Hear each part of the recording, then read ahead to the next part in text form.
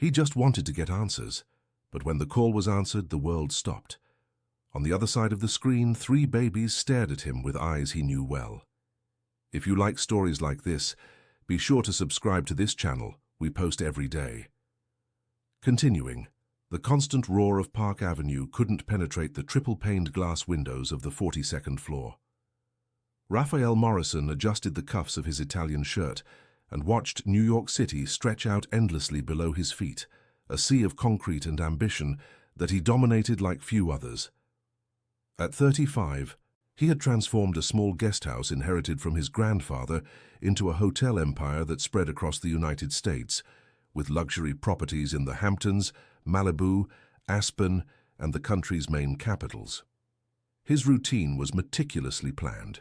He woke at 5 in the morning, 2 hours at the building's private fitness center, a cold shower, black coffee without sugar while reviewing financial reports. Meetings began promptly at 8, a succession of negotiations, market analyses, and decisions that moved millions. He lunched alone in his office, worked until 9 at night, and returned to his duplex apartment in the Upper East Side, where he had something prepared by the housekeeper for dinner, and reviewed projects until he fell asleep with his laptop on his chest. It was a life of absolute precision, where every minute had purpose, and every decision aimed for a measurable result. Raphael prided himself on this almost military discipline that had led him to the top, but secretly he was beginning to question the emptiness that grew within him with each professional achievement. The women who passed through his life were always from the same social circle, sophisticated, ambitious, interested in the benefits his status provided. Strategic relationships that lasted a few weeks or months until mutual boredom led them to a polite and trauma-free breakup. It was during the presentation of a revitalization project for his new resort on the North Shore of New York that his eyes met hers for the first time. The meeting was held at the company's headquarters, a glass-enclosed room with a panoramic view of the city. 5 architectural firms competed for the contract, presenting proposals to transform a degraded area of Cape Cod into a sustainable hotel complex integrated with the local nature. When it was Green Studio, Architecture's turn, a small firm that Raphael had only included in the competition due to his project manager's insistent recommendation, a woman entered the room carrying potted plants, pieces of reclaimed wood, and photographs of traditional local coastal communities. Her name was Luna Carter. She was 28, with curly hair that refused to stay in the bun she tried to form, and the most expressive eyes Raphael had ever seen. While the other firms presented digital models and profit projections, Luna spread her materials across the table and began to tell stories. She spoke about the fishing families who had lived in that region for generations, about the native plant species that could be preserved and integrated into the project, about how architecture could dialogue with the landscape without harming it. She showed hand-drawn sketches where the resort seemed to sprout naturally from the earth, with green roofs, local materials, and spaces that breathed with the sea. Raphael found himself completely mesmerized, not just by the innovative proposal, which challenged all the traditional concepts of luxury hospitality he knew, but by the genuine passion that emanated from every word Luna uttered. She spoke of sustainability not as a marketing strategy, but as a philosophy of life. Her eyes sparkled when she described how guests could participate in workshops with local artisans, experience authentic coastal cuisine, and engage in marine conservation projects. When the presentation ended, Raphael realized he had made an impulsive decision for the first time in years. Against all the recommendations of his team, who favored a more conservative and profitable proposal, he chose Luna's project. The official justification was that sustainability was a promising market trend. The truth was that he needed to better understand this woman who had managed to awaken something in his chest that he thought he had buried long ago. Project development meetings began the following week.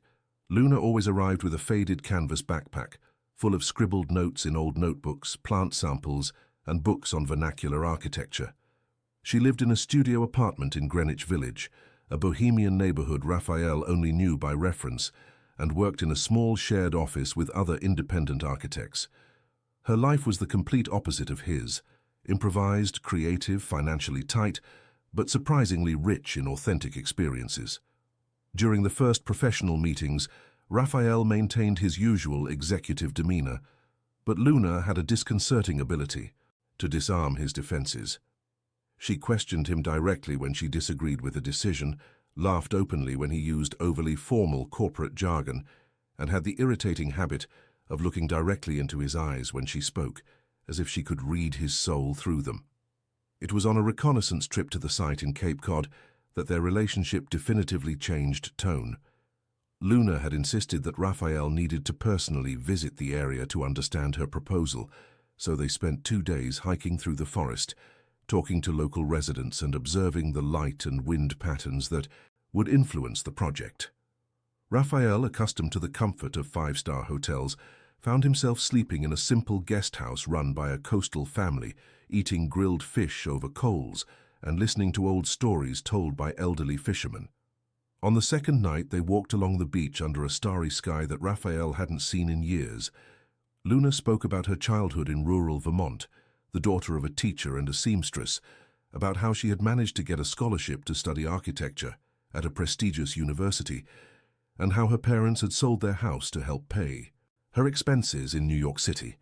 She spoke of her dreams of creating projects with real social impact, of working with underprivileged communities, of proving that architecture could be a tool for transformation and not just ostentation. Raphael found himself sharing memories he had never told anyone. He spoke about his grandfather, a Portuguese immigrant who had started with a humble boarding house in downtown New York City and dreamed of offering quality hospitality to travelers with limited resources. He told how, after his grandfather's death, he had transformed this simple dream into a multi-million-dollar business, but sometimes wondered if he hadn't lost the original essence along the way. For the first time in years, Raphael allowed himself to be vulnerable, questioning whether financial success truly compensated for the loneliness he felt every night in his luxury apartment. When they returned to New York City, something fundamental had changed between them. Professional meetings stretched for hours, evolving into conversations about literature, cinema, and life philosophy. Raphael discovered that Luna read voraciously, frequented experimental theater performances in alternative spaces, and had a passion for plants that had transformed her small studio apartment into a hanging garden. She, in turn, was fascinated to discover that behind the corporate facade was a cultured, intelligent man, deeply lacking authentic human connections. The first encounter outside a professional context happened almost by accident. Raphael had finished a meeting early and decided to stop by Luna's office to discuss some project details. He found her on the building's terrace, watering an improvised garden she had created with the other architects. She was barefoot, her hands dirty with soil, humming a song he didn't recognize.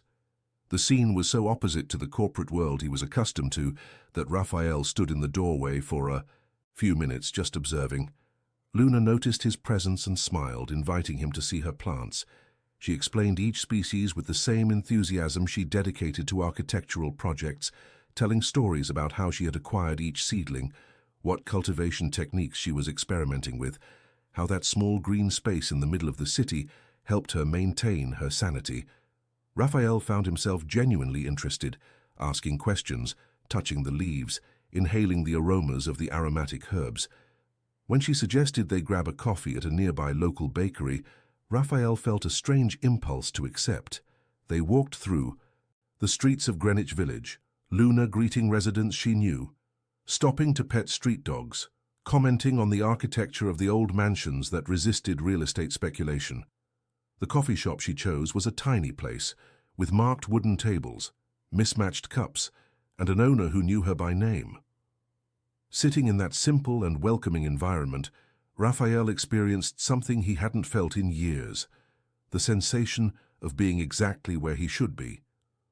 Luna spoke animatedly about a social project she was developing parallel to his work, a proposal for affordable housing made with sustainable materials and community effort techniques. Her eyes shone when she described how families would participate in the construction of their own homes, creating not just dwellings, but a true community. Raphael listened to every word with growing attention, realizing how her perspective on success and professional achievement was radically different from his own. For Luna, the greatest reward was not the zeros in the bank account, but the thank you letters from families who had moved into homes she had designed, the photos of children playing in squares she had created, the knowledge that her work left the world a little better. Before they knew it, it had grown dark and they were still talking. Raphael offered to take Luna home, but she preferred to take the subway, as she always did. He insisted on accompanying her to the station, a completely new experience for someone who hadn't used public transport in over 15 years. In the crowded car, pressed between commuters returning home, Raphael felt a physical closeness with Luna that disturbed him in an unexpected way. In the following days, Raphael found himself constantly thinking about that casual encounter. During important meetings, his mind wandered to the image of Luna barefoot on the terrace, to the sound of her laughter in the coffee shop, to the intensity of her gaze when she spoke about her dreams. He began to invent excuses to stop by her office, always finding some project detail that needed to be discussed in person. Luna seemed to perceive his intentions, but responded with the same disarming naturalness that characterized her entire personality. She invited him to lunch at popular downtown restaurants, to watch films at independent cinemas, to walk through Central Park on weekends. Gradually, Raphael discovered a New York City he had never known, seen through the eyes of someone who valued small beauties and simple moments. The first time they kissed was during one of these walks in the park. It was an autumn Sunday. The sun filtered softly through the trees, and they had stopped to watch a group of elderly people playing chess near the lake. Luna commented on how that public space functioned as an extension of people's homes, a place where the city became more human and welcoming. Raphael impulsively held her face in his hands and kissed her, feeling as if he were waking from a long period of emotional dormancy. From that moment on, they began to build a sweet and intimate routine that completely transformed Raphael's world. He still maintained his professional commitments, but began to reserve evenings and weekends to be with Luna. He discovered the pleasure of cooking together in her small kitchen, of watching old movies on her worn sofa, of waking up on Saturdays with no set time and spending the entire morning in bed talking about everything and nothing. Luna, in turn, brought a lightness and a completely new perspective to Raphael's life. She taught him to value moments that previously went unnoticed. The taste of coffee drunk without haste, the satisfaction of caring for a plant and watching it grow, the joy of discovering a new street during an aimless walk.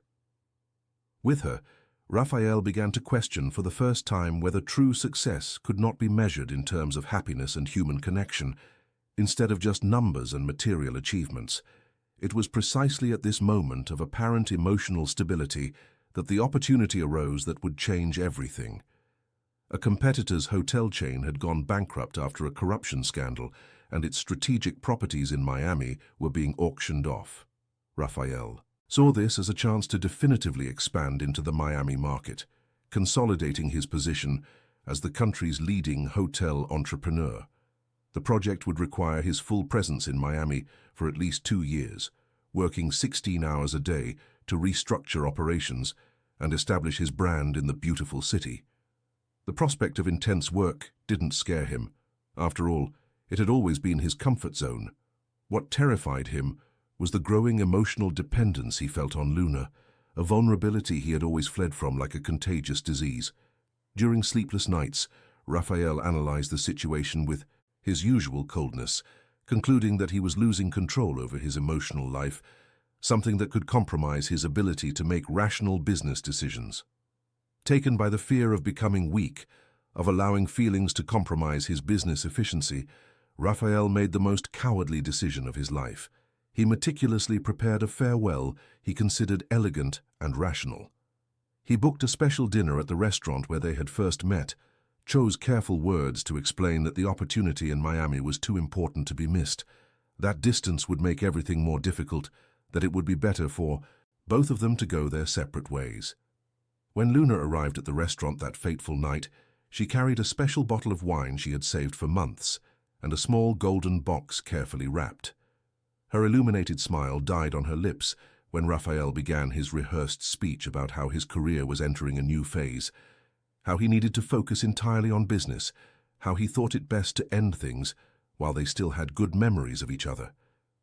Luna listened in silence, her eyes gradually filling with tears she refused to shed.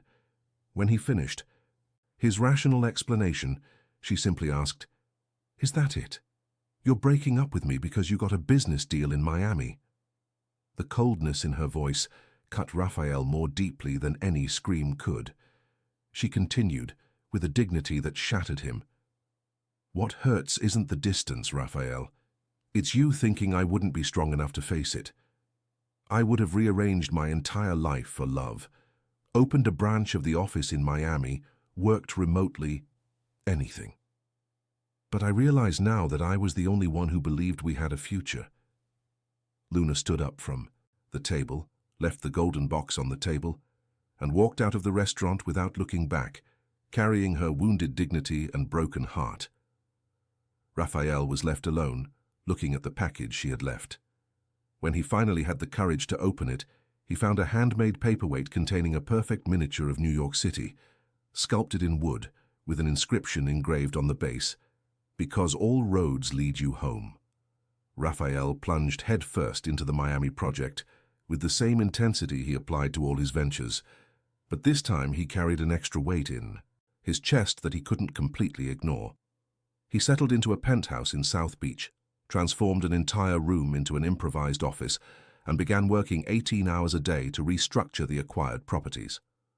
The Grand Oceanfront Hotel would be renovated to compete directly with major international names, while a historic guest house in Wynwood would become a boutique hotel focused on cultural tourism.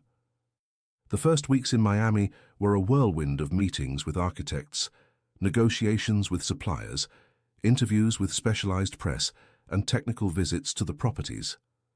Raphael forced himself to maintain an even more intense schedule than usual, as if he could drown in the amount of work the longing he felt for Luna and the emptiness her absence had left in his routine. He woke before 5, ran on South Beach until the sun rose, then went straight to the construction sites without giving his mind time to wander. But even in the midst of the most complex negotiations, his mind betrayed his determination to move on. He remembered the smell of Luna's hair when she snuggled against his chest, the sound of her laughter echoing through the studio apartment, the passionate way she spoke about sustainable architecture. At night, alone in the luxurious penthouse overlooking the bay, Raphael found himself looking at his phone, typing messages he never sent, imagining what it would be like to share that spectacular sunset with someone he truly loved. Meanwhile, in New York City, Luna desperately tried to rebuild her life after the emotional blow she had suffered. In the first few days after the breakup, she barely managed to get out of bed, alternating between crying fits and a deep anger at herself for having given herself so completely to a relationship that, in the end, meant so little to Raphael. Her partners in the shared office surrounded her with care and understanding, temporarily taking over some of her projects while she tried to process the loss. Determined to overcome the pain, Luna plunged into a complete overhaul of her life. She moved all the furniture in the studio apartment, donated the plants Raphael had helped her choose, cut her hair very short in an impulse of renewal. She accepted 2 new projects, an affordable housing complex in Queens and the revitalization of a park in the Bronx, which would require her to work even more intensely. She started attending pottery classes on Saturdays and began a volunteer community gardening project in the suburbs, trying to fill her free time with activities that nourished her wounded soul. It was during the second week of March, almost 3 months after the breakup, that Luna began to notice strange changes in her body. She felt more tired than usual, even sleeping her usual 8 hours, and developed a sudden aversion to coffee, which had always been her favorite drink. Initially, she attributed the symptoms to emotional stress and overwork, but when her period was late for the second consecutive time, a terrifying possibility began to form in her mind.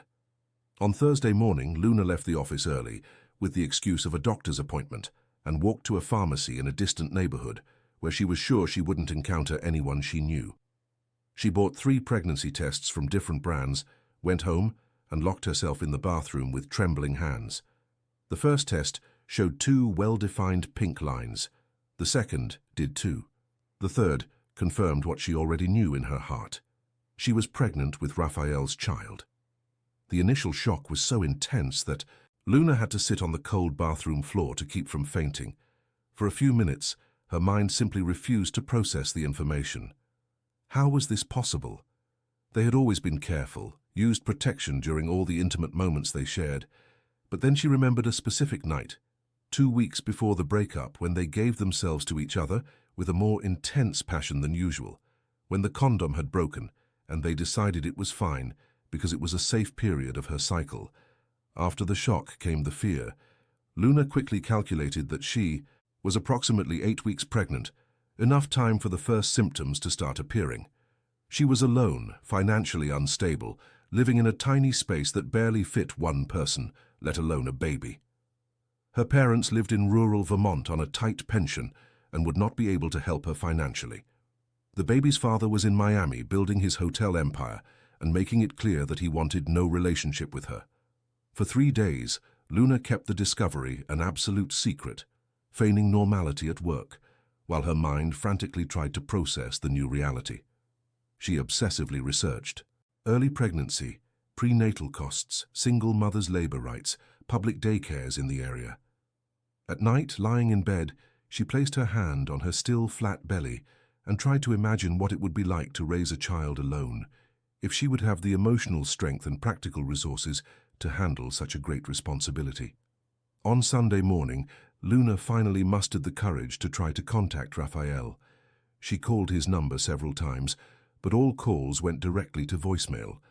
She tried sending messages via WhatsApp, but realized she had been blocked. She sent emails to his personal address, which returned with a full mailbox message.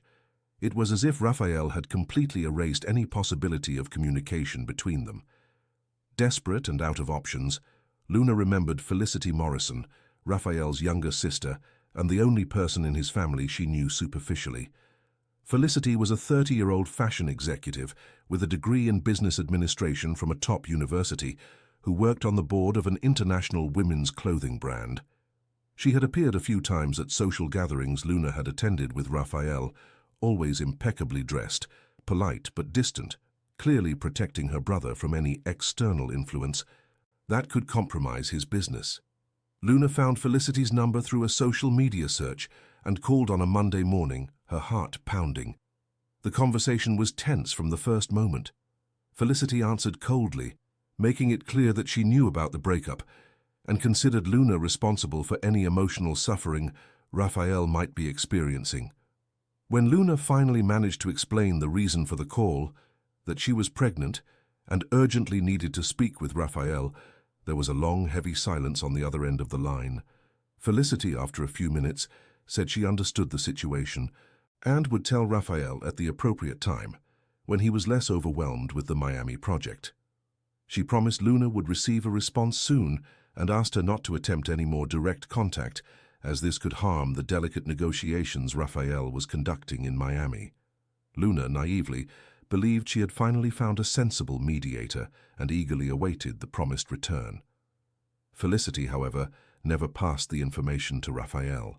Convinced that she was protecting the empire the family had built over decades, she decided that an unwanted pregnancy would be a dangerous distraction that could compromise Raphael's concentration. At the most crucial moment of his career, in her calculating mind, Luna was just another woman interested in taking advantage of the Morrison wealth, and the pregnancy represented an attempt at emotional blackmail to win Raphael back. Weeks passed without any response. Luna periodically called Felicity, who always gave vague excuses about Raphael being too busy, promising to talk to him next week, or as soon as he returned from a business trip. Gradually, Luna began to realize she was being strung along, but she had no other alternative to reach the father of her child. When she completed 12 weeks of gestation, Luna had her first ultrasound at a community clinic affiliated with Medicaid. The technician took longer than usual doing the exam, frowning as she moved the transducer over her belly. After a few tense minutes, she smiled and said, "Mom, prepare for a surprise. You're expecting triplets." Luna looked at the screen without immediately understanding what she was seeing until the technician pointed out 3 small pulsating dots, 3 hearts beating strong and healthy inside her womb. The discovery that she was carrying 3 babies brought an overwhelming mix of terror and euphoria. Luna stumbled out of the clinic, the ultrasound images trembling in her hands, trying to process how her life had completely transformed in a matter of minutes. 3 babies meant 3 times more responsibility, 3 times more expenses, 3 times more love to give. She sat on a bench in the park in front of the clinic and cried for an hour, letting all the emotional pressure of the past months finally vent. In the following days, Luna went into full survival mode. She calculated and recalculated her finances, researched prices for diapers, cribs, triple strollers, baby clothes. She transformed her 40-square-meter studio apartment into a true engineering project, drawing plans for how 3 cribs, a changing table, space for breastfeeding, and still somewhere for her to sleep would fit. She sold her bicycle, some unnecessary furniture, and a small inheritance of jewelry she kept from her grandmother to form an emergency fund. Her parents, when they learned of the pregnancy during a visit Luna made to the countryside, reacted with a mixture of concern and unconditional support. Mrs. Mary, her mother, cried upon learning she would be a grandmother to triplets, while Mr. Anthony remained silent for a few minutes before asking about the children's father. Luna told a summarized version of the story, without going into details about Raphael's wealth or the frustrated attempts at communication. Her parents offered the little they could, emotional support, some modest savings, and the promise that they would be present when the babies were born. During the 2nd trimester of gestation, Luna developed a routine adapted to her increasing physical limitations. She worked mainly from home, developing projects that could be executed remotely. Her partners in the shared office were understanding and helped redistribute technical visits that required travel. She began attending a pregnant women's group at the neighborhood health clinic, where she met other women in similar situations and found precious emotional support. Evenings were the most difficult time. Alone in the studio apartment that grew increasingly cramped as her belly grew, Luna talked to the babies, telling stories about the father they would probably never know. She didn't do it with bitterness, but with a sweet melancholy, trying to keep alive the memory of the happy moments she had lived with Raphael. She knew it would be unfair to raise her children with resentment, so she made a conscious decision to speak of Raphael as a good man who had been afraid, not as a villain who had abandoned them. During the 3rd trimester, as the due date approached, Luna faced increasingly greater physical limitations. Carrying 3 babies at 7 months was a Herculean task that left her spine aching and her legs swollen. She had to stop working completely and became dependent on the small savings she had managed to put together and sporadic help from close friends. She transformed the preparation of the baby layette into an almost mathematical project, buying only the essentials and obsessively researching promotions. The last attempt to contact Raphael happened in the 35th week of gestation. Luna called the company headquarters in New York City directly and managed to speak with his secretary, explaining that it was an urgent personal matter related to the architecture of the Cape Cod project. The secretary, after consulting the agenda, informed her that Mr. Morrison had been in Miami for months and had no previso of return, suggesting Luna send a detailed email that would be forwarded. It was the final confirmation that he truly wanted no communication with her. Labor began on a cold August morning 3 weeks before the due date. Luna woke up with regular contractions and intense pressure in her lower abdomen. She called a taxi, grabbed the bag she had kept ready for weeks, and went alone to St. Jude's Maternity Hospital, where she had done all her prenatal care. During the ride, between one contraction and another, she called her mother to say the babies were coming and asked her to come to New York City as soon as possible. The delivery was long and complicated. Carrying triplets had taken a heavy toll on Luna's body, who spent 14 hours in labor before doctors decided on an emergency C-section. She entered the operating room at 3 in the morning, exhausted but determined to bring her children safely into the world. During the surgery, Hearing the baby's first cries, Luna wept with relief and gratitude, knowing that she had made it this far alone and that she now had 3 powerful reasons to keep fighting. Gabriel was born first, weighing 5 pounds and 5 ounces, followed by Michael at 4 pounds and 14 ounces, and finally Helen at exactly 4 pounds and 7 ounces. 3 small but healthy babies, with features that painfully reminded her of their absent father. Gabriel had Raphael's light eyes, Michael had inherited the shape of his face, and Helen had the asymmetrical smile Luna knew so well. When they were placed in her arms for the first time, she felt a wave of love so intense that it swept away any lingering bitterness she might still carry. The first days in the hospital were a period of intense adaptation. Luna learned to breastfeed 3 babies, to change diapers in endless succession, to interpret the different types of cries from each one. Her mother arrived from Vermont on the 2nd day, after delivery, carrying homemade treats and a loving energy that transformed the hospital room into a more welcoming environment.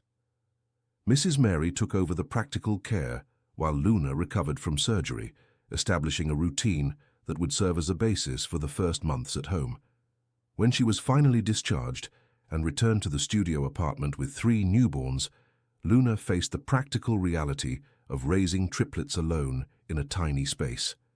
She had completely reorganized the environment, transforming the living room into an improvised nursery with 3 cribs aligned, a changing table adapted over the kitchen table, and a breastfeeding nook with an armchair inherited from a friend. The routine was mathematical.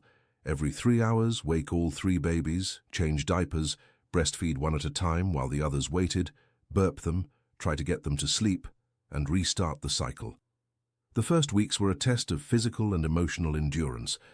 Luna slept a maximum of 2 hours at a time, ate whatever she could prepare with one hand while holding a baby in the other, and discovered reserves of energy she didn't even know she possessed.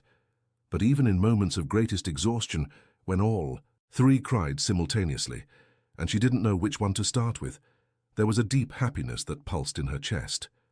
They were her children, her family, her reason for existing from that moment on. During the lonely early mornings, breastfeeding babies who still couldn't distinguish day from night, Luna looked at her sleeping children and whispered stories about their father.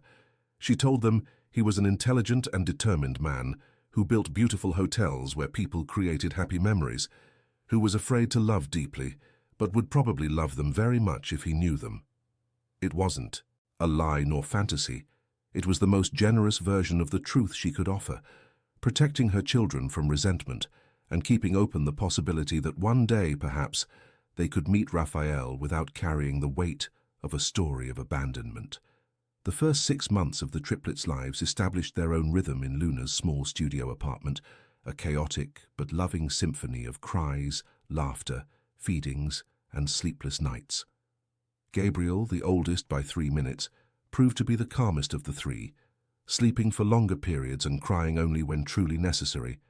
Michael was the communicative one, expressing every need and emotion with an intensity that painfully reminded her of Raphael's determination. Helen, the only girl, developed a sweet but determined personality, being the first to smile consciously and the one who showed the most curiosity about the world around her.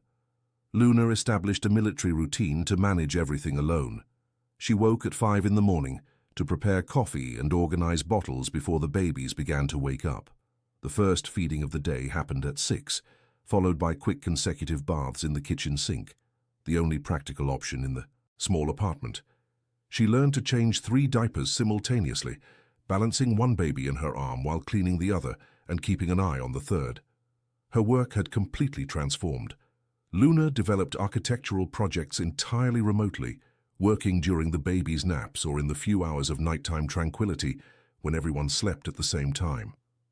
Her laptop lived on the kitchen table, surrounded by bottles, clean diapers, and colorful toys. She learned to conduct virtual meetings with clients during breastfeeding, keeping the camera strategically positioned to show only her face and disguise the organized chaos that was her life. Financially, the situation remained tight but manageable. Luna had calculated every penny for the triplets' first years of life, cutting superfluous expenses and prioritizing only the essentials. She bought diapers in bulk during promotions, accepted donated baby clothes from friends who were already mothers, and turned her own diet into a matter of basic survival. Even so, she managed to keep the apartment always clean and organized, creating a welcoming environment where her children could grow up surrounded by love, even if not by luxury.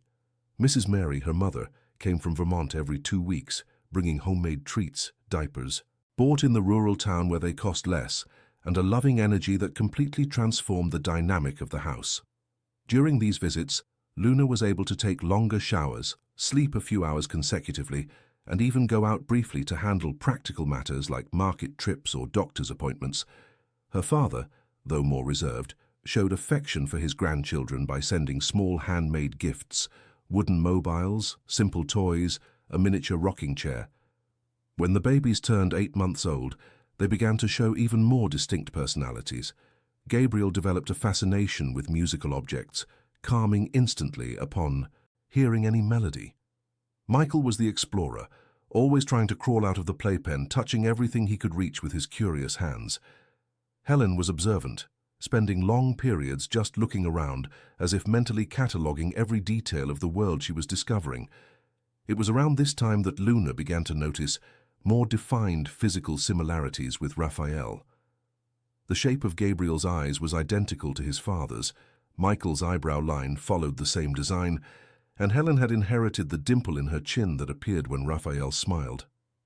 During nighttime feedings, looking at her children in the soft light of the nightstand lamp, Luna felt a mixture of longing and resignation, wondering if Raphael would ever regret not knowing these 3 wonderful people who had inherited so much from him. Meanwhile, in Miami, Raphael was living the professional peak of his career. The revitalization project for the Miami hotels had exceeded all expectations, gracing the covers of specialized magazines and becoming a case study in business schools. His brand had definitively consolidated its position in the national market, and international expansion proposals arrived weekly at his temporary office in South Beach. Externally, he personified successful American entrepreneurship, young, innovative, building a solid empire based on strategic vision and impeccable execution. But internally, Raphael faced a growing emptiness that no professional achievement could fill. The nights alone in the luxurious penthouse had become almost unbearable. He had tried a few superficial relationships with women from the Miami social circle, executives, artists, heiresses, who frequented the same sophisticated events and restaurants. All were interesting, cultured, attractive, but none could awaken in him the intensity of feelings that Luna had provoked. During nightly walks along South Beach, Raphael found himself observing families, parents pushing strollers, young couples teaching small children to walk in the sand, grandparents playing with grandchildren by the sea. A strange restlessness began to grow within him, a questioning of what he was really building with so much effort. Luxurious hotels and robust bank accounts seemed like empty achievements when there was no one special to share them with. On a particularly difficult sleepless night at the end of November, Raphael made an impulsive decision that would change everything. He remembered it was Luna's birthday, her 29th on the 25th. During the months they were together, he had always planned special celebrations for that date, and now he felt guilty for not even sending a congratulatory message. Driven by longing and remorse, he decided to call her using the hotel's video conferencing system with the excuse of wishing her a happy birthday. It was almost 10 at night when Raphael dialed the number he knew by heart. The call took a few seconds to be answered, and when the computer screen finally lit up, he saw something that made him question if he wasn't hallucinating. Luna appeared in the image with a tired but luminous face, holding a baby who was quietly breastfeeding while 2 others slept in her arms, attached to her by an improvised sling. Raphael was completely paralyzed for a few seconds, unable to process what he was seeing. Luna had 3 babies who seemed to be only a few months old, and was clearly alone in the small apartment he knew well. His mind tried to find rational explanations. She had adopted. She was taking care of a friend's children, anything other than the obvious possibility forming in his head. "Raphael," Luna said his name in a tired but firm voice, showing no surprise at receiving the call. "I thought you'd never contact me again."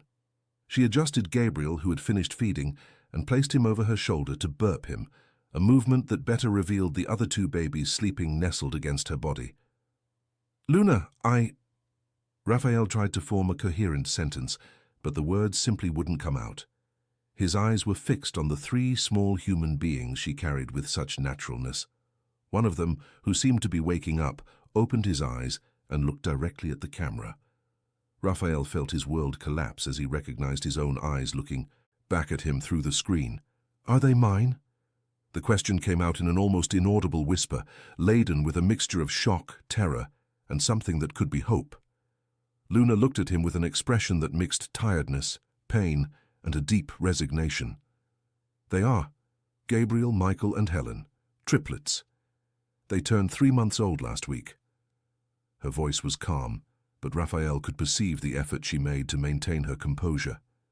3 months? Raphael felt his legs go weak. Why didn't you tell me? I had a right to know." Luna transferred Helen to her other arm and looked directly at the camera with a coldness he had never seen in her. "I tried, Raphael. For weeks I tried. I called dozens of times, sent messages, emails. You blocked me completely. Then I looked for your sister. Felicity? What does she have to do with this? I called her when I found out I was pregnant. I explained the situation, begged her to tell you. She promised she would talk to you at the right time." Luna paused, adjusting Michael, who had started to stir. Apparently that moment never came. Raphael felt a wave of anger and betrayal that made him tremble. Felicity knew. His sister had hidden the existence of his own children from him for months, leaving Luna to face a triplet pregnancy completely alone. The magnitude of the betrayal was almost impossible to process. "Luna, I didn't know. I swear to God I didn't know. I never would have let you go through this alone if I had known." His voice was filled with despair, but she continued to look at him with the same distant coldness.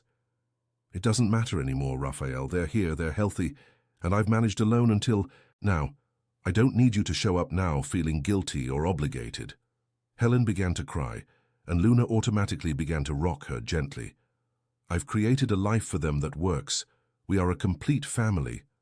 But they're my children too. I have a right to know them, to be a part of their lives." Raphael stood up from the chair, running his hands through his hair in a gesture of utter despair. "Right?" Luna laughed without humor. "You gave up any right when you decided it was better to cut me out of your life completely. These babies don't know you, Raphael. To them, you don't exist. I faced the pregnancy alone, the birth alone, the sleepless nights, the worries, the difficult decisions. All alone." Gabriel started to cry too, perhaps sensing the emotional tension of the conversation. Luna comforted him better, whispering soothing words that Raphael couldn't hear clearly. Watching the scene through the screen, he was overcome by an overwhelming wave of regret and admiration. Luna had transformed into a completely dedicated mother, capable of caring for 3 babies simultaneously, with a competence that impressed him and made him feel even more guilty. "What do you want from me now, Raphael?" Luna asked after managing to calm Gabriel. "Do you want me to pretend everything is fine, to accept that you show up when you feel like it and disappear when your business becomes more important?" "I want to know my children. I want to be their father." The declaration came out with a conviction that surprised Raphael himself. Until that moment, he had never consciously thought about fatherhood, but looking at those 3 babies who carried his genes and physical characteristics, he felt a primitive need to protect and love them. "Being a father isn't something you decide to be when it's convenient," Luna replied firmly. "Being a father is being here at 3 in the morning when they're sick.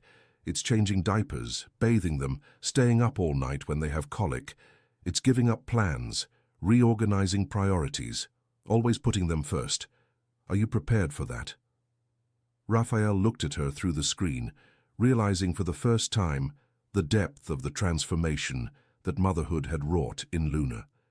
She was thinner, with deep dark circles under her eyes, but there was a strength and determination in her eyes that he had never seen before. She had grown, matured, become a completely different person from the dreamy architect he had known. "I want to learn," he finally said. "I know I messed everything up, that I made terrible decisions, that I hurt you unforgivably. But they are my children, Luna. At least give me a chance to try to be the father they deserve. Luna remained silent for a few minutes, looking at each of the babies she carried. Helen had stopped crying and was looking curiously at the screen, as if she could feel the importance of that moment. Michael was sleeping soundly, and Gabriel made small, satisfied sounds after feeding. "If you really want to be part of their lives," Luna finally said, "you'll have to prove it with actions, not words. They don't need an occasional visitor who shows up when he's feeling lonely. They need consistency, real presence, someone they can rely on." "I will be present," Raphael promised, knowing he was making the most important commitment of his life. "I will reorganize everything, move back to New York City, learn everything I need to know about being a father." "You have a multi-million-dollar project in Miami," Luna reminded him skeptically. "Isn't that what you always wanted? Success, recognition, international expansion?" Raphael looked out the penthouse window, seeing the lights of South Beach stretching to the sea. For months, that view had represented his achievements, his status, his value as a successful entrepreneur. Now, compared to the images of the 3 babies on the computer screen, all of it seemed utterly meaningless. "What I always wanted was in New York City all along," he said, looking directly at Luna. "I was just too cowardly to admit it." The conversation continued for a few more minutes, with Raphael asking questions about the babies, wanting to know details about the birth, about how Luna had managed alone, about their health. She answered with a mix of caution and tiredness, clearly still processing his sudden reappearance in their lives. When Helen, Michael, and Gabriel finally fell asleep in Luna's arms, she carefully settled them into the cribs that Raphael could see in the background of the small apartment. 3 small cribs lined up side by side, taking up almost all the space in the living room. The image made him concretely realize the conditions in which his children were growing up. A tiny space, limited resources, an exhausted mother trying to manage everything alone. "Luna," he said when she returned to the camera, "I'm leaving Miami tomorrow. I'm coming back to New York City, and I won't leave your side again. I promise." She looked at him with an expression that mixed hope and skepticism. "Raphael, you can't just show up and revolutionize everything. I've created a routine, a structure. They have schedules, specific needs. If you really want to be part of this, you'll have to adapt to their lives, not the other way around." "I understand. I'll adapt to anything." Raphael knew he was making enormous promises, but for the first time in months he felt he had a real purpose, something worth more than all the hotels and contracts in the world. After the call ended, Raphael stood in the penthouse office for over an hour, trying to fully process what he had just discovered. He was a father of triplets. 3 babies who were already 3 months old and whom he had never seen in person. The responsibility was terrifying and exhilarating at the same time. The next morning, Raphael cancelled all meetings. For the week, delegated the final supervision of the Miami project to his most trusted managers, and caught the first flight to New York City. During the 2-hour journey, he tried to imagine what it would be like to hold his children for the first time, how it would be to learn to care for 3 babies simultaneously, how it would be to regain the trust of the woman he had deeply hurt, but had never truly stopped loving. When the plane landed at LaGuardia Airport, Raphael knew his life had changed forever. The successful and emotionally distant businessman who had boarded in Miami had died during that flight. In his place, a scared but determined man was born, resolved to become the father and partner that Luna and his children deserved, even if it meant completely rebuilding who he was as a person. Raphael's flight landed at LaGuardia Airport at 2 in the afternoon, on a rainy Thursday in December. He left the airport carrying only a small bag and a nervousness that grew with each mile traveled in the taxi towards Greenwich Village. During the journey, he tried to imagine what it would be like to see Luna, in person after almost a year, how it would be to hold his children for the first time, if she would truly allow him to be part of their routine. When he arrived at the building where Luna lived, Raphael stood on the sidewalk for a few minutes, observing the modest 5-story building without a doorman, its facade in need of renovation. It was so different from the places he was accustomed to living that he felt like a foreigner visiting another country. He climbed the stairs to the third floor as the elevator was broken and stopped in front of apartment 32, where a small plaque simply read, Luna Carter. He knocked on the door 3 times gently. He heard movement inside, the sound of keys, and then Luna opened the door. She was even thinner than she appeared on the video call, wearing a faded sweatshirt and pajama bottoms, her hair tied up haphazardly. But her eyes held the same strength Raphael remembered, now intensified by a maternal determination that immediately impressed him. "You actually came," she said, not hiding the surprise in her voice. "I thought you'd change your mind during the flight." "I promised I'd come," Raphael replied, trying not to show the nervousness that overwhelmed him. Can I come in? I'd like to meet our children." Luna hesitated for a few seconds, then opened the door completely and stepped aside for him to enter. The apartment was even smaller than Raphael had imagined. The living room had been completely transformed into a nursery, with 3 cribs occupying almost all the available space, an improvised changing table on a low dresser, and organized piles of diapers, baby clothes, and toys. The sofa had been pushed against the wall to make space, and a nursing chair was strategically positioned to observe all the cribs simultaneously. Gabriel was awake in the left crib, watching a colorful mobile that slowly spun above his head. Michael slept soundly in the middle crib, with a serene expression that reminded Raphael of his own baby photos. Helen was in the right crib, making adorable little sounds as she played with her own feet. Raphael approached slowly, as if fearing to wake those who were sleeping or scare the one who was awake. When he got close to Gabriel's crib, the baby turned his head and looked directly at him with an innocent curiosity that made Raphael's heart race. It was like looking in a mirror, but seeing a miniature, perfect version of himself. "Can I hold him?" Raphael asked, his voice coming out hoarser than he intended. Luna watched him for a moment, assessing his intentions, then nodded. "Support his head. He doesn't have full neck control yet." Raphael extended his trembling hands and carefully lifted Gabriel, following Luna's instructions. The baby's weight in his arms was surreal, so light, yet at the same time representing a responsibility heavier than any business he had ever managed. Gabriel looked at him intently for a few seconds, then gave a toothless smile that completely melted Raphael's heart. "He's perfect," Raphael whispered, carefully sitting in the nursing chair with Gabriel in his arms. "All of them are perfect." "They're normal babies," Luna corrected firmly. "They cry, they make messes, they wake up in the middle of the night, they get sick. They're not dolls for you to admire when you feel like playing daddy." Raphael understood the message. Luna was not interested in romanticizing the situation or making his entry into their children's lives easy.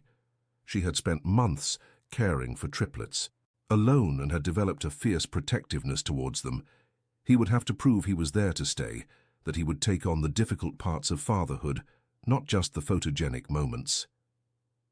Michael woke up and started crying, a loud cry that immediately woke Helen. In seconds, the silent apartment transformed into a symphony of tears. Luna moved with automatic efficiency, picking up Michael as she headed to the kitchen. "It's time for their bottles," she explained over her shoulder. "Gabriel will probably want his soon too. You can try to calm him while I prepare them."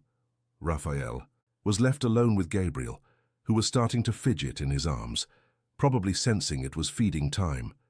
He tried to rock him gently, as he had seen Luna do on the video call, whispering soothing words that sounded strange in his own voice.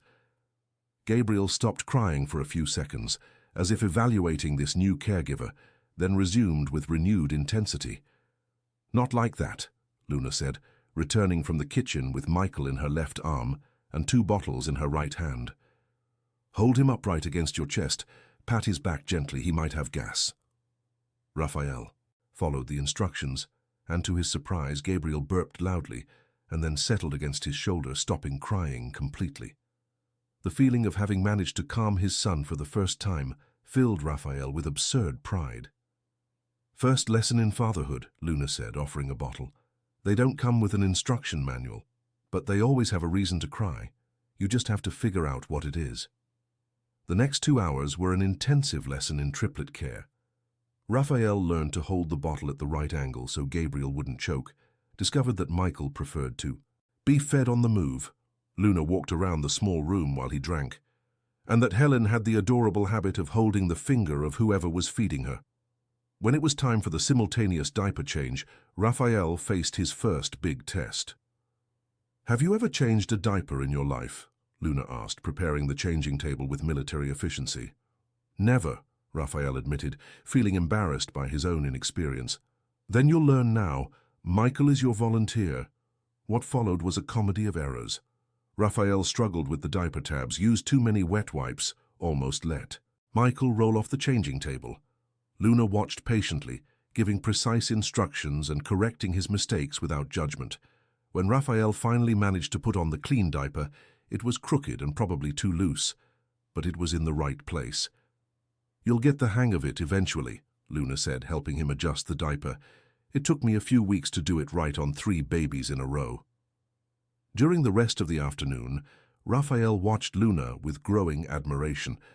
She had developed surprising efficiency, managing to care for 3 babies simultaneously with economical and precise movements. She knew exactly when each one would need attention, interpreted different types of cries, kept the house organized, despite the natural chaos that 3 babies bring. When it was time for dinner, Luna prepared a simple soup while the 3 babies dozed after their last feeding. They ate in relative silence, only the occasional sound of one of the babies stirring in their cribs breaking the quiet. "Where are you staying?" Luna asked, without looking directly at Raphael. "I haven't decided yet. I thought about looking for a hotel nearby or maybe renting a temporary apartment in the neighborhood." Raphael paused. "I want to be close to them, Luna. I want to participate in their routine, learn to be a real father." Luna looked at him for a few seconds, assessing the sincerity of his words. "There's a building on the street behind us that has apartments for rent by the season. It's simple, but it's 2 blocks from here. You can check the listings online." Raphael understood that it was Luna's way of accepting his presence without further commitment. She was willing to let him try, but maintaining a safe distance that could be increased if he disappointed her expectations. That night, after helping Luna bathe the babies, another terrifying experience that involved a lot of crying and spilled water, Raphael settled into a small but clean furnished apartment 2 blocks away. He was exhausted in a completely different way from the fatigue he knew from work. It was a physical exhaustion mixed with an emotional overload that kept him awake late, processing everything he had experienced on that first day as a father. The next morning, Raphael arrived at Luna's apartment at 6 o'clock, the time she had set for the first feeding of the day. He found her already awake, preparing bottles in the kitchen while the babies began to wake in their cribs. She seemed surprised by his punctuality, but made no comment. "Gabriel always wakes up first," she explained, handing Raphael a warm bottle.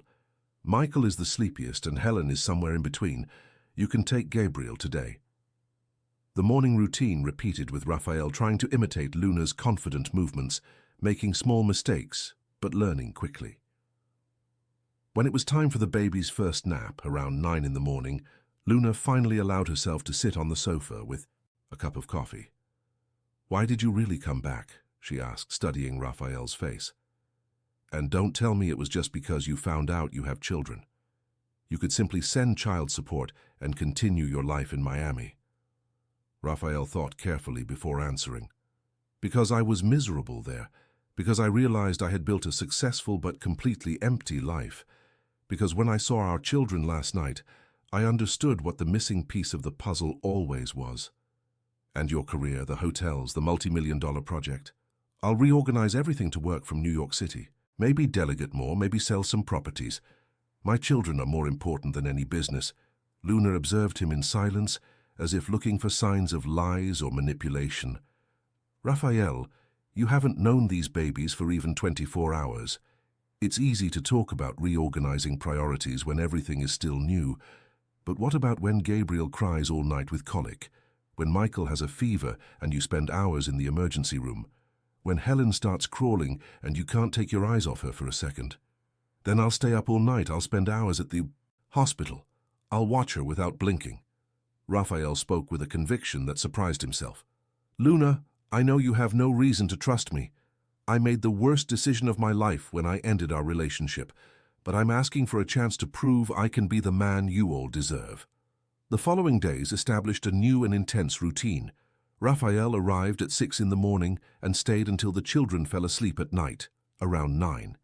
He learned to prepare bottles at the right temperature, to bathe them without making the babies cry, to interpret the different types of cries from each one. Michael wanted constant attention when he woke up. Helen needed more time to feel comfortable after feedings, and Gabriel had periods of colic that required walking around the room with him in his arms. Luna observed everything cautiously, correcting mistakes but allowing Raphael to learn by trial and error. She noticed that he was really trying, that he arrived punctually every morning, even when he was visibly tired, that he didn't complain about the most unpleasant tasks like changing dirty diapers or cleaning vomit. The first crisis happened in the second week. Helen developed a high fever in the middle of the night, and Luna called Raphael frantically at 3 in the morning. He arrived in 15 minutes, still in his pajamas, and together they took Helen to the nearest children's emergency room. They spent 6 hours in the emergency room, Raphael holding Luna as she cried with worry, until they discovered it was just a common virus that would pass in a few days. During those tense hours at the hospital, Luna realized that Raphael was not there out of obligation or guilt. He held Helen with the same protective desperation she felt, asked detailed questions to the doctors, demanded the best available care. When Helen finally smiled again after taking the antipyretic, Raphael cried with relief in a way that deeply touched Luna's heart. "Thank you," she said in the taxi ride back home, Helen sleeping peacefully in her arms, "for coming so quickly, for staying with me." "She's my daughter too," Raphael replied simply. "There's nowhere I'd rather be." From that episode, something changed in their dynamic. Luna began to accept Raphael's help more naturally, allowing him to take on more responsibilities. He started staying some nights a week on the apartment sofa when one of the babies was restless, sharing the night shifts with Luna. Raphael also began to understand the financial reality Luna lived in. The small apartment, the simple clothes, the bottles she carefully sterilized and reused, the way she calculated every penny spent on the babies. Without making a fuss, he began to contribute. He showed up with diapers, infant formula, clothes he had seen on sale. He offered to pay for a better health plan for the triplets, a nanny to help Luna, practical changes that would improve everyone's quality of life. "I don't want your charity," Luna said when Raphael suggested they look for a larger apartment to better accommodate the children. "It's not charity," Raphael replied patiently. "They are my children too. I have responsibility for their well-being, and for yours too." Luna resisted for a few weeks, but gradually began to accept that Raphael was truly committed to being a present and responsible father. He had completely transformed his work routine, attending remote meetings during the baby's naps, delegating trips to his team, prioritizing being present during important moments. When the triplets turned 6 months old, Raphael organized a small party in the apartment.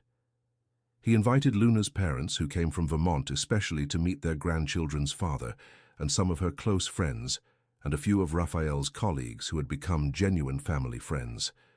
It was the first time he was officially present at a family event, and Luna noticed how hard he tried to make a good impression on her parents, treating them with genuine respect and affection. Mrs. Mary had initially shown some coldness towards Raphael, protecting her daughter from another possible disappointment. But observing how he cared for his grandchildren, how he automatically got up when he heard a cry, how he knew each baby's specific preferences and needs, she gradually began to accept him. "He's changed," she whispered to Luna, while Raphael played with Gabriel on the living room floor. "He's not the same man who hurt you." Luna watched Raphael making funny faces that drew laughter from the 3 babies and had to agree. The cold, distant businessman had disappeared, replaced by a dedicated father who put their needs first, without hesitation. That night, after everyone had left and the babies were asleep, Luna and Raphael sat on the sofa to talk. It was the first time in months they had been alone, without the constant mediation of childcare.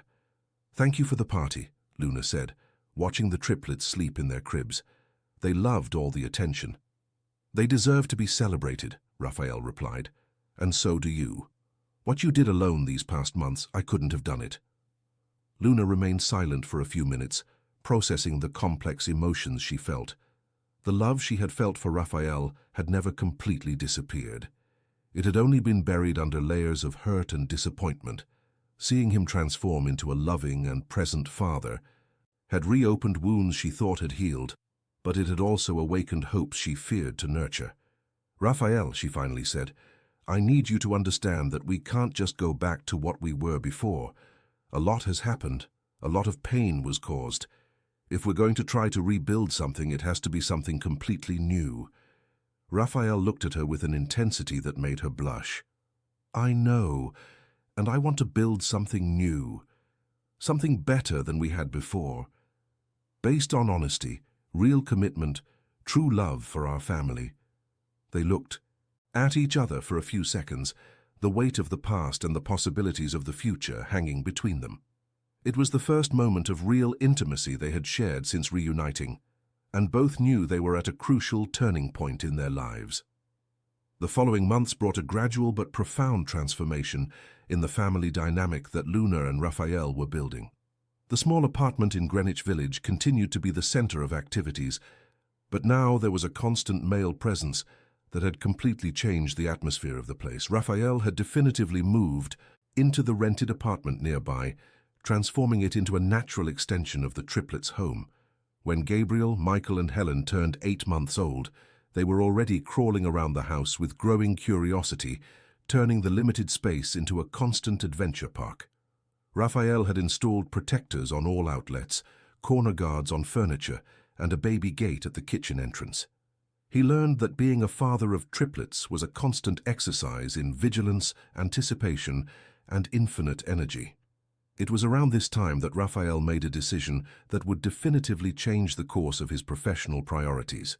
During a virtual meeting with international investors interested in expanding his hotel chain into Europe, he realized he was more concerned about Michael trying to eat dirt from the potted plants than with the impressive numbers being presented on the screen. "Gentlemen," Raphael said, interrupting the financial consultant's presentation, "I need to be honest with you. My life has radically changed in recent months, and I no longer have the availability for projects that require constant travel or full attention. I suggest you seek other partners for this expansion." Luna, who was feeding Helen in the chair next to him, looked at him in surprise.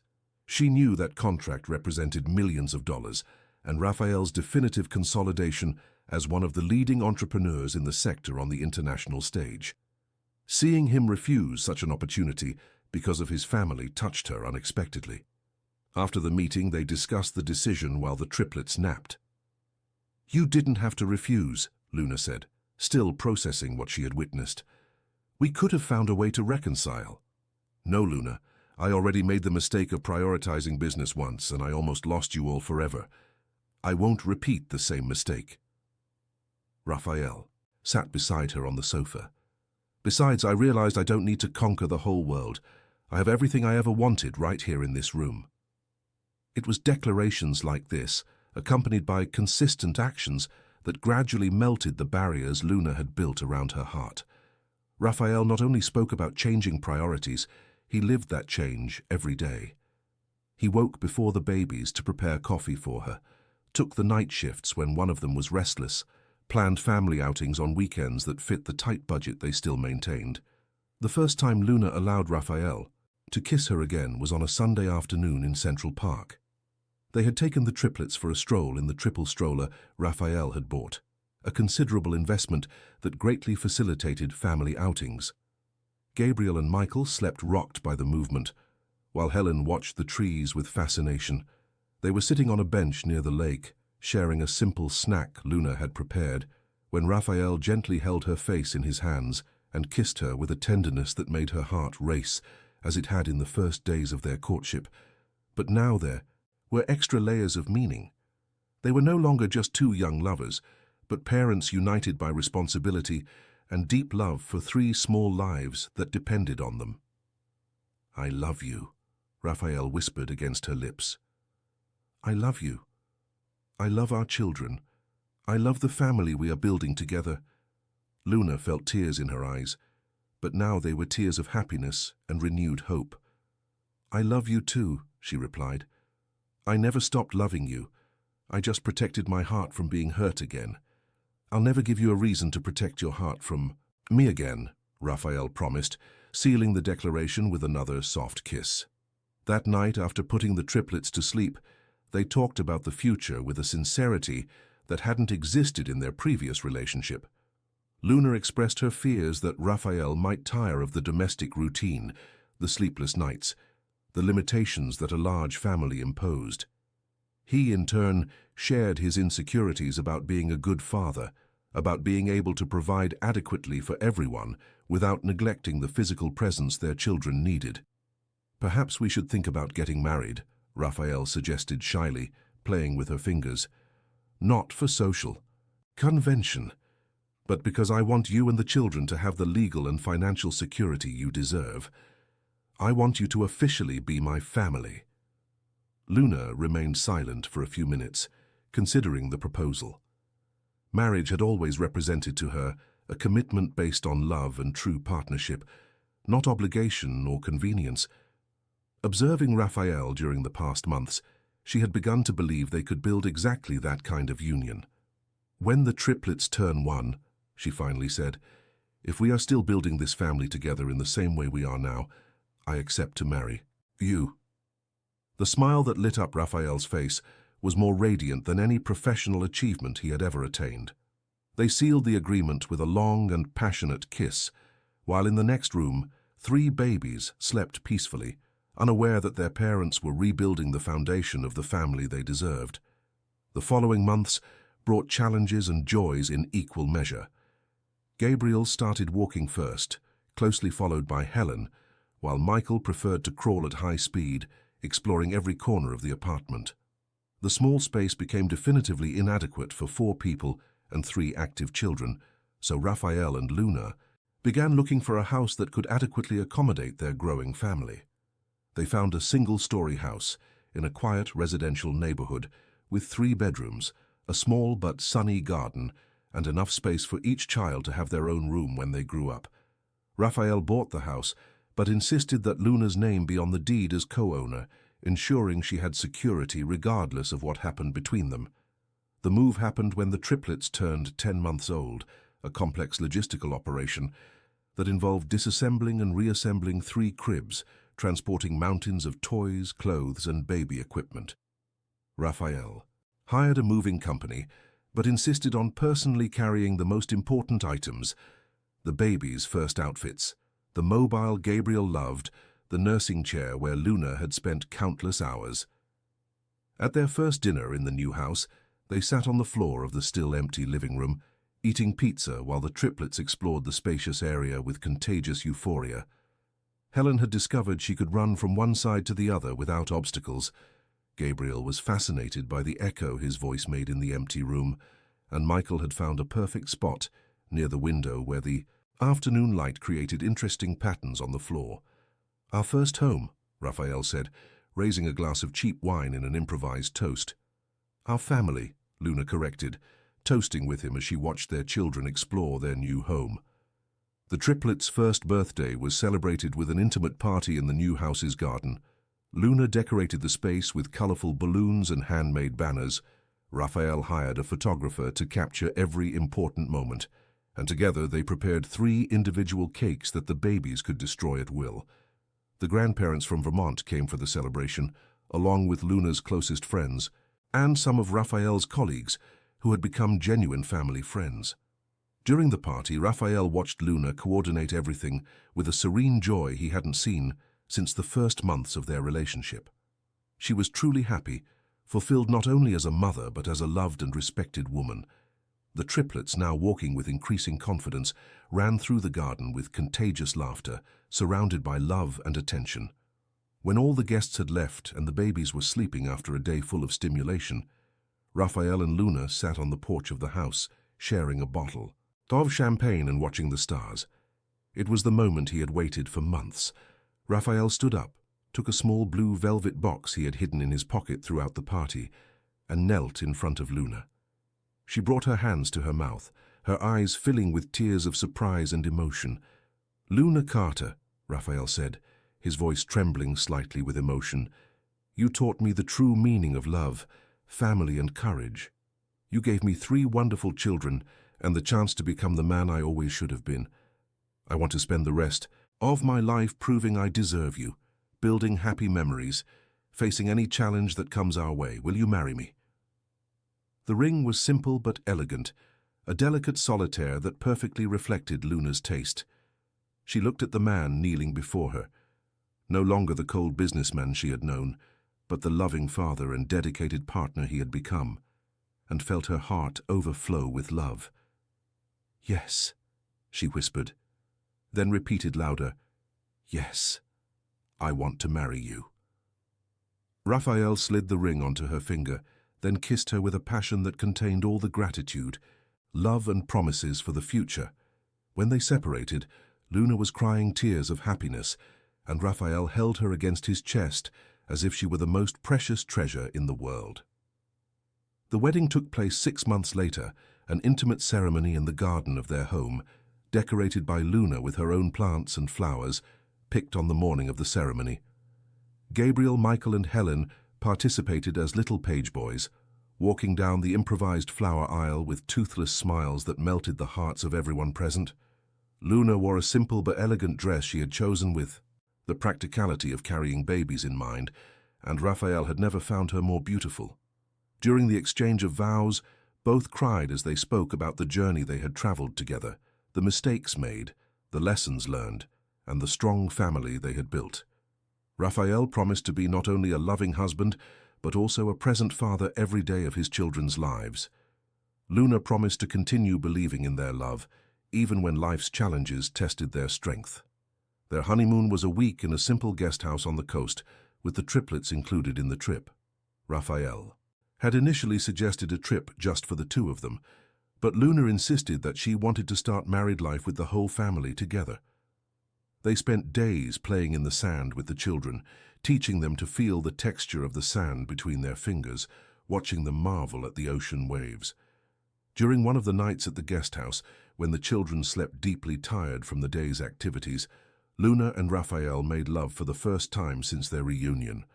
It was an encounter charged with emotion, tenderness, and silent promises of a shared future. They rediscovered each other's bodies, but now with the emotional maturity that parenthood had brought. 2 months after the wedding, Luna discovered she was pregnant again. The news came on an ordinary morning, when she realized that some familiar symptoms had returned. This time there was no fear or loneliness, just an overflowing joy that she immediately shared with Raphael. "A baby?" Raphael asked, picking her up and spinning her in the kitchen while the triplets watched from their high chairs, clapping without understanding the reason for their parents' euphoria. "A baby," Luna confirmed, kissing him with all the happiness she felt. "Our family is going to grow." The second pregnancy was lived completely differently from the first. Raphael accompanied every doctor's appointment, set up the new baby's room, actively participated in decisions about birth and postnatal care. The triplets, now almost 2 years old, showed growing curiosity about their mother's belly, gently caressing it when Raphael explained that a baby was growing inside. Sophia was born on a sunny spring morning, weighing 7 pounds and 1 ounce, a healthy and calm baby who completed the Morrison Carter family perfectly. Gabriel, Michael, and Helen met their little sister at the hospital, touching her delicately under their parents' supervision, demonstrating an instinctive protectiveness that moved Luna to tears. Now, 3 years after that video call that changed everything, Raphael watched his family in the garden of their home during a Sunday barbecue.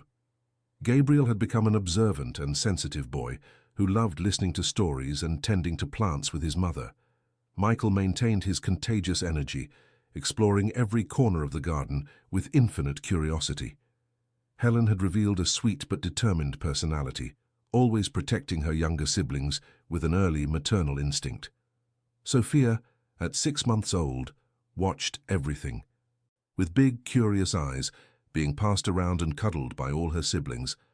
Luna was more beautiful than ever, radiating the serene happiness of a woman fulfilled in all aspects of life. She had managed to balance her career with motherhood, developing architectural projects she could execute primarily from home, while Raphael had taken on most of the necessary business trips. "What are you thinking about?" Luna asked, approaching him on the porch where he was observing the family. "How lucky we are," Raphael replied, wrapping his arms around her. "How I almost destroyed everything out of fear, and how generous you were enough to give me a second chance." Luna smiled, resting her head on his shoulder. "I think it was destiny. These 4 little ones needed both parents present. Somehow, everything conspired to bring us back to each other." Raphael looked at the small miniature of New York City that Luna had given him years ago, now proudly displayed on the living room shelf. The inscription, "Because all roads lead you home," had become prophetic. He had traveled a long road of personal growth, overcome deep fears, learned the true meaning of success and priorities. "Thank you," he whispered in Luna's ear. "For what?" "For teaching me that a true empire has no marble columns or luxury suites. For showing me that the greatest wealth is 4 hearts beating alongside mine, a home full of laughter, and the promise of growing old beside the woman I love." Sophia began to cry in the garden, interrupting the romantic moment, and the two automatically went to care for their daughter. Gabriel, Michael, and Helen also ran to help, creating a loving family circle around their little sister. Observing the scene, Raphael realized that he had finally found the perfect balance between professional ambition and personal fulfillment. His hotels continued to prosper under competent management, but now they were just the means to sustain the life that truly mattered. When the children grew up, perhaps he would expand the business again, perhaps travel more, but he would always return home every night, always prioritize backyard soccer games, bedtime stories, porch conversations with Luna. That night, after all the children were asleep, Luna and Raphael sat on the porch watching the stars and planning the future. They talked about the Triplets school, about Sophia's first words, about a possible family trip to Europe when everyone was older. They were simple plans, family-centered, based on true love and companionship. "Do you regret anything?" Luna asked, playing with his wedding ring. Raphael thought for a few seconds before answering. "I regret taking so long to understand what truly matters. I regret hurting you, losing the first months of our children's lives, but I don't regret the path we traveled because it brought us here." Luna smiled, kissing him softly. "I don't regret it either. Every difficulty made us stronger, more united. Now we know we can overcome anything together." They stayed embraced on the porch until late, watching the city lights in the distance, listening to the soft sounds of their children sleeping in the next room. It was a simple but profound happiness, based on true love, mutual commitment, and the certainty that they had built something solid and lasting. Little Gabriel appeared at the porch door, holding his teddy bear and rubbing his sleepy eyes. "Daddy, Mommy, I had a dream," he said in a sleep-thickened voice. "Come here, love," Luna called, opening her arms to receive him. Gabriel settled between his parents, snuggling against them with complete trust. "I dreamed we were a very happy family, and that we would never be separated." Raphael and Luna looked at each other over their son's head, emotional smiles lighting their faces. "It wasn't a dream, Gabriel," Raphael said softly. "It was a promise that came true." And as the 3 generations of the Morrison-Carter family rested embraced under the starry sky, Raphael finally understood that he had built the only empire truly worth having, a home filled with love, a family united by unbreakable bonds, and the silent promise that, no matter what storms came, they would always face everything together.